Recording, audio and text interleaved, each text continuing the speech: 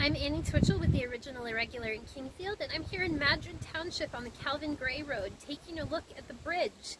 This bridge was recently posted with an upper weight limit of 3 tons due to the condition of the bridge, which is scheduled to be replaced in June of 2021. You're Sandy Wilber. I am. And Dan Nebor and Keith Nebor. All right. What's going on with the Calvin Gray Bridge? It has to be fixed immediately. The Calvin Gray Bridge has been posted for 3 tons. The problem with the Calvin Gray Bridge is that between my house and this house here is an 89-year-old gentleman who is on hospice, palliative care. He needs daily care 7 days a week. I live just on the other side of this bridge, but posting it at 3 tons, my pickup alone has a gross vehicle weight of 3,300 pounds, so over the 3-ton limit.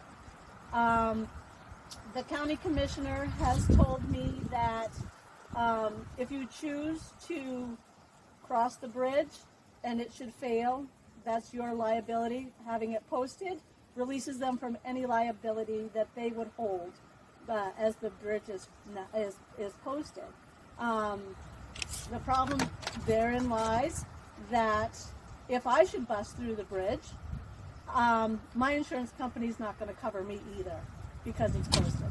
There's no liability for anybody but the person who is operating the vehicle. This gentleman here has ironically been the road commissioner for this area and worked the road maintenance for 26 years of his life. And the road is going to fail him. We need to get fuel trucks across that bridge, propane trucks for his emergency standby generator. I need to get staff across that bridge. An ambulance if you need Ambulance if we need, fire trucks if we need them. These guys live the house beyond here. We need to get a snow plow across that bridge. We need, and yes, the new bridge is coming in June of 2021. Okay, but that's a long ways from November of 2020 to June of 2021. This is something that you're hoping can be done in the meantime. What are your thoughts there? I understand from DOT that for an emergency measure that timber mats could be used. Okay. They're manufactured right in Portland. Yep. Or that logging companies often use a steel bridge to cross waterways to get all of their heavy equipment, harvesters, pulp trucks, and whatnot.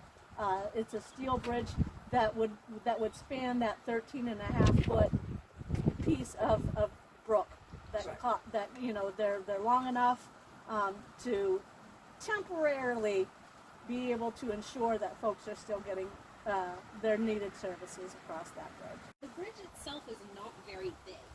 This is like 1.5 lane dirt road, and the bridge you said is 13.5 feet long. Right. Yeah. That is. And it was supposed to be maintained or inspected every 2 years. Every 2 years. And from what I understand, it hasn't been inspected or maintained for over 10.